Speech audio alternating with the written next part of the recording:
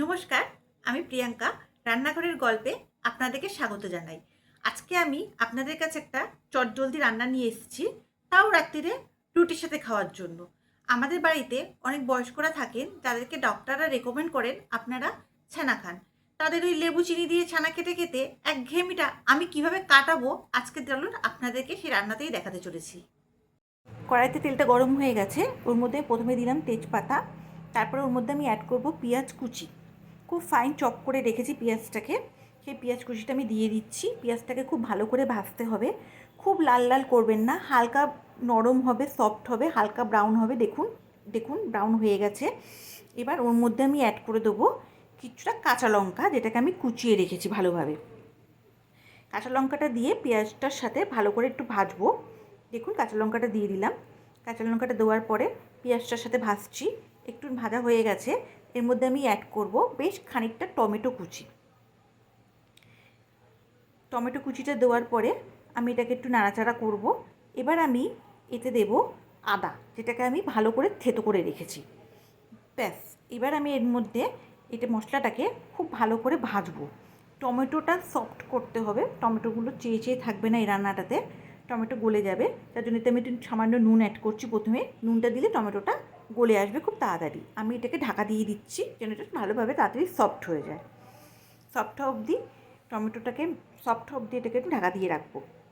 দেখুন আমি ঢাকনাটা খুলে এবার দেখবো কতটা আমার টমেটো গলেছে। এখনও খানিকটা বাকি আছে টমেটো গলতে। এর মধ্যে আমি এখন কিছু মশলা অ্যাড করব, যার মধ্যে প্রথমে আমি দিচ্ছি একটু হলুদ, তারপরে আমি একটু দেব সামান্য লঙ্কার গুঁড়ো। এটা ম্যান্ডেটরি নয়, আপনার চেলে ঝালটা আপনাদের ইচ্ছা মতন আপনার লঙ্কার গুঁড়ো দিতেও পারেন, নাও দিতে পারেন। এবার আমি এই মশলাটাকে ভালো করে ভাজছি। ভাজার পরে যেহেতু টমেটোগুলো এখনও গলেনি, আমি এটা টমেটো সফট অবধি এটাকে ঢাকা দিয়ে রেখে দেবো। বেশ খানিকক্ষণ হয়ে গেছে, আমি ঢাকনাটা তুলে এবার দেখছি টমেটোটা আমার কতটা গলে গেছে। দেখুন খুব ভালোভাবে টমেটো গলে গেছে, বোঝাই যাচ্ছে।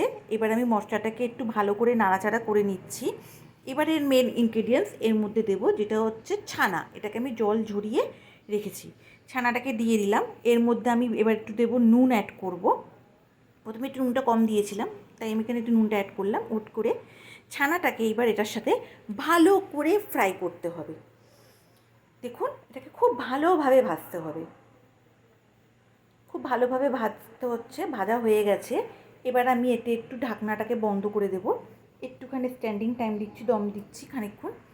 তারপরে আমি আপনাদেরকে ঢাকনাটা তুলে দেখাবো। দেখুন ঢাকনাটা আমি সরালাম। এবার এর মধ্যে আমি স্লাইড সামান্য গরম মশলার গুঁড়ো অ্যাড করছি। করার পরে ব্যাস আমার ভাজা ভাজা করে নেব।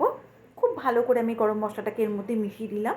দেখুন তৈরি হয়ে গেল আমার ছানার ভুজিয়া। কত সুন্দর একটা রান্না বলুন তো, যেটাকে খেতে অতি টেস্টি হয়। এতে আমি কোনো প্রকার চিনি অ্যাড করছি না, কারণ আমি বেশি মিষ্টি মিষ্টি রান্না পছন্দ করি না, আর পেঁয়াজের মিষ্টতাটাই এতে যথেষ্ট। আপনাদের যদি মিষ্টি খেতে ইচ্ছা করে আপনারা চেলে এতে চিনি অ্যাড করতে পারেন, সেটা আপনাদের ইচ্ছা। দেখুন তৈরি হয়ে গেল আমার ছানার ভুজিয়া, যেটা রুটির পাতে খেতে খুব অসাধারণ লাগে। তাহলে দেখলেন তো চটজলদি আমি ছানার ভুজিয়াটা কিভাবে বানালাম। আপনারাও আপনাদের বাড়ির বয়স্কদের কেন, এটা বাচ্চারা আমরা সবাই খুব ভালোভাবে পছন্দ করতে পারবো। একবার বানিয়ে ট্রাই করে দেখুন তো যে রুটির পাতে এই ছানার ভুজিয়াটা খেতে আপনাদের কেমন লাগে। অবশ্যই আমার ইউটিউব, ফেসবুক আর ইনস্টাগ্রাম পেজটাকে সাবস্ক্রাইব করবেন। থ্যাংকস ফর ওয়াচিং রান্নাঘরের গল্প।